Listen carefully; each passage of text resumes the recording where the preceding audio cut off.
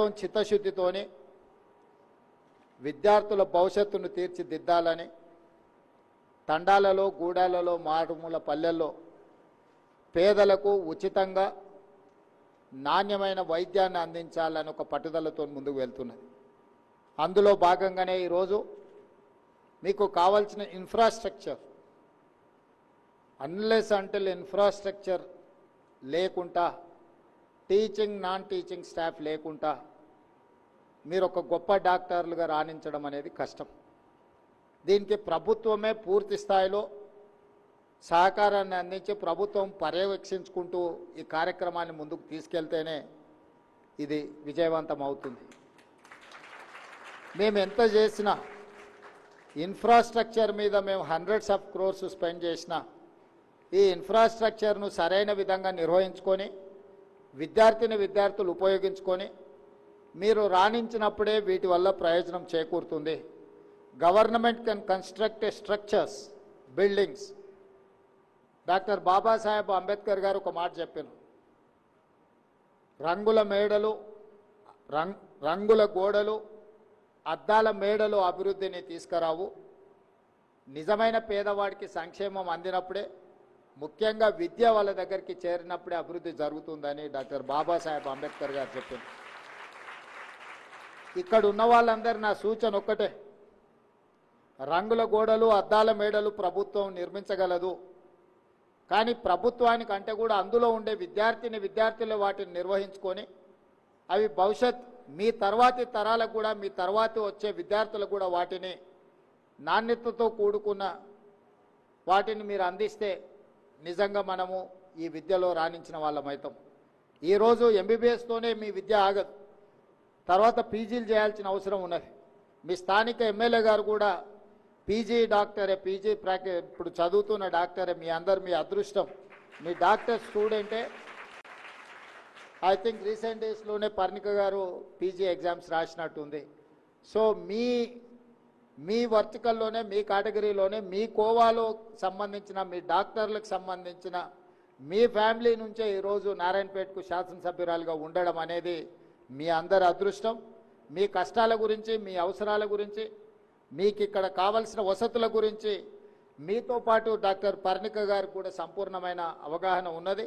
తప్పకుండా ఈ నారాయణపేట జిల్లాకు కావలసిన ఈ ప్రాంతంలో ప్రారంభించబోయే మెడికల్, నర్సింగ్ అండ్ పారామెడికల్, అదేవిధంగా ఇంటిగ్రేటెడ్ రెసిడెన్షియల్ స్కూల్స్ వీటన్నిటిని కూడా నిధులకు ఇబ్బంది లేకుండా సంపూర్ణమైన అభివృద్ధి కార్యక్రమాలను ప్రభుత్వం ముందుకు తీసుకెళ్తుంది.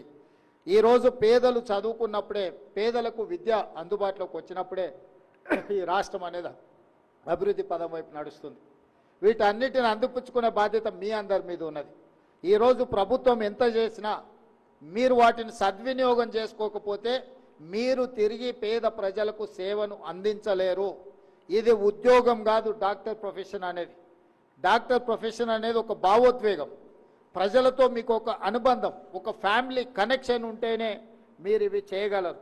లేకపోతే మీరు ఈ వృత్తిలో రాణించలేరు. మిగతా వృత్తిలో మీ ట్రాన్సాక్షన్ రిలేషన్స్ పెట్టుకోవచ్చు, కానీ you cannot continue transaction relation in medical field. ఇది ఒక హ్యూమన్ టచ్తో చేయాల్సిన వృత్తి. ఇదేదో సాంకేతికంగా యథాలాపంగా మనం ఏమైనా చేస్తే అది వాళ్ళ ప్రాణాలకే ప్రమాదకరంగా మారుతుంది. కాబట్టి మీరు అందరూ కూడా జీవితంలో చాలా భవిష్యత్తులో ఎదగాల్సిన వాళ్ళు. ఇక్కడ మీ చదువులో మీ పునాదులు బలంగా పడితే మీరు భవిష్యత్తులో గొప్ప డాక్టర్లుగా రాణిస్తారు, ఈ రాష్ట్రానికి ఈ దేశానికి సేవలు అందిస్తారు.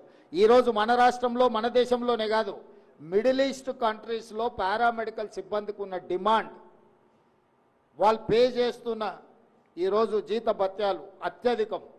ఈరోజు మిడిల్ ఈస్ట్ కంట్రీస్ నుంచి యూరోపియన్ కంట్రీస్ వరకు మన ఇండియన్ స్టూడెంట్స్ వైపు చూస్తున్నారు, ఇటువైపు నుంచి సర్వీసెస్ తీసుకోవాలని. భవిష్యత్తులో మిడిల్ ఈస్ట్ కంట్రీస్కి అవసరమైన పారామెడికల్ సిబ్బందిని రాష్ట్ర ప్రభుత్వం అక్కడ ఉన్న అవకాశాలను తెలుసుకొని ఇక్కడున్న విద్యార్థులకు ఇక్కడ ఒక అవగాహన కల్పించి వాళ్ళకి శిక్షణ ఇచ్చి మీరందరూ ఈ దేశంలో మారుమూల ప్రాంతంలోనే కాదు ఇతర దేశాలలో కూడా వైద్య సేవలు అందించడానికి అవసరమైన ప్రణాళికలను, ఏర్పాట్లను మన రాష్ట్ర ప్రభుత్వం చేస్తుంది. కాబట్టి ఇవన్నీ మనము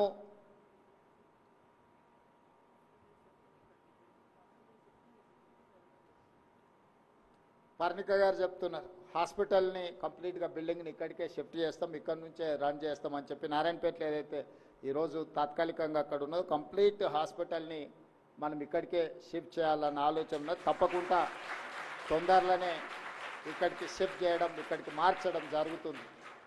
ఏదేమైనా నా సూచన ఒక్కటే, ఇది ఒక అద్భుతమైన అవకాశం. జీవితంలో ఇది అత్యంత కీలకమైన సమయం. ఈ సమయంలో చదువు పట్ల నిర్లక్ష్యం వహిస్తే మన జీవితాంతం బాధపడుతూ ఉండాల్సిన పరిస్థితులు వస్తాయి. ఈ సమయంలో మీరు నిబద్ధతతోని ఏకాగ్రతతోని మీ చదువులో రాణిస్తే జీవితకాలం మీరు లక్షలాది మందికి ఆదర్శంగా నిలబడే అవకాశం ఉంటుంది. కాబట్టి ఇక్కడ ముఖ్యంగా 70 సంవత్సరాల తర్వాత మొట్టమొదటి హైదరాబాద్ రాష్ట్రానికి మహబూబ్ నగర్ జిల్లా నుంచే బూర్గుల రామకృష్ణారావు గారు ముఖ్యమంత్రిగా ఉన్నారు. మళ్ళీ దాదాపుగా 70 సంవత్సరాల తర్వాత ఈ మహబూబ్ నగర్ జిల్లాకు ఈ ప్రజల ఆశీర్వాదంతో ఈ జిల్లా నుంచే ముఖ్యమంత్రి అయ్యే అవకాశం తెలంగాణ రాష్ట్రానికి ఈ జిల్లాకు వచ్చింది. నేను పాలమూరు బిడ్డగా చాలా గర్వంగా ఈరోజు నేను వేదిక మీద నుంచి మాట్లాడుతున్నా. నా జిల్లా అభివృద్ధి కోసం, అది విద్య కోసం కావచ్చు, వైద్యం కోసం కావచ్చు, సాగునీటి ప్రాజెక్టుల కోసం కావచ్చు, పరిశ్రమలను అభివృద్ధి చేయడం కోసం కావచ్చు, ఎన్ని వందల వేల కోట్ల రూపాయలైన రాష్ట్ర బడ్జెట్ నుంచి కేటాయించి ఈ జిల్లాని అభివృద్ధి పదం వైపు నడిపించడానికి నా సాయశక్తుల కృషి చేస్తా. ఇది ఒక గొప్ప అవకాశం. ఈ జిల్లా ప్రజలు ఆశీర్వదించబట్టి ఈరోజు తెలంగాణ రాష్ట్రానికి 2వ ముఖ్యమంత్రిగా తెలంగాణ 4 కోట్ల ప్రజలకు నాయకత్వం వహించే అవకాశం వచ్చింది. ఈ జిల్లా రుణం తీర్చుకునే అవకాశం నాకు వచ్చింది. ఈరోజు ఈ ప్రాంతంలో గతంలో ఎంతోమంది, ముఖ్యంగా చిట్టెం నర్సిరెడ్డి గారు లాంటి సీనియర్ ప్రజాప్రతినిధులు ఈ ప్రాంతం నుంచి ప్రాతినిధ్యం వహించారు. అందుకే ఈరోజు అన్ని అనుమతులు చీఫ్ సెక్రటరీ గారిని ఒకసారి ఎగ్జామిన్ చేయమని చెప్తున్నా. ఇక్కడున్న ఈ మెడికల్ కాలేజ్ వీటికి చిట్టెం నర్సిరెడ్డి గారి పేరు పెడితే తప్పకుండా అది సముచితంగా ఉంటుంది అని నేను భావిస్తున్నా. దాదాపుగా 50 సంవత్సరాలు ప్రజా జీవితంలో వారు ఈ ప్రాంత ప్రజలకు సేవలు అందించారు. ఈ ప్రాంత ప్రజలకు సేవలు అందించిన చిట్టెం నర్సిరెడ్డి గారి పేరు ఈ మెడికల్ కాలేజ్కి పెట్టడం సముచితమని నేను అనుకుంటున్నా. మా వైద్య ఆరోగ్య శాఖ మంత్రి దామోదర్ రాజనరసింహ గారికి, మా చీఫ్ సెక్రటరీ గారికి నేను ఈ సందర్భంగా సూచన చేస్తున్నా.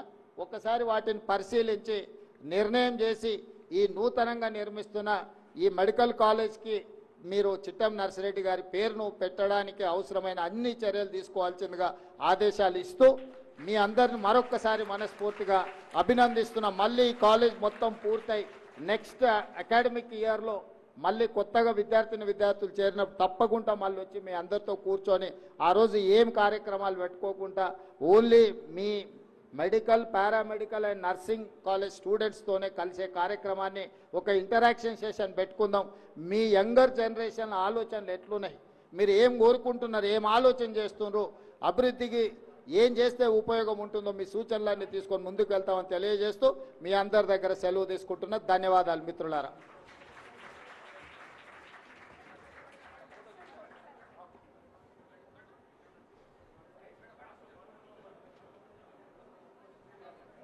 విద్యార్థుల చేత గ్రూప్ ధన్యవాదాలు సార్. అమూల్యమైన సమయాన్ని కేటాయించి విద్యార్థులను ఉత్సహించి వాళ్ళు ప్రోత్సహించినందుకు ప్రత్యేక ధన్యవాదాలు తెలియజేస్తున్న గౌరవ ముఖ్యమంత్రి వర్యులకు, మంత్రులకు, సిఎస్ గారికి, జిల్లా కలెక్టర్ గారికి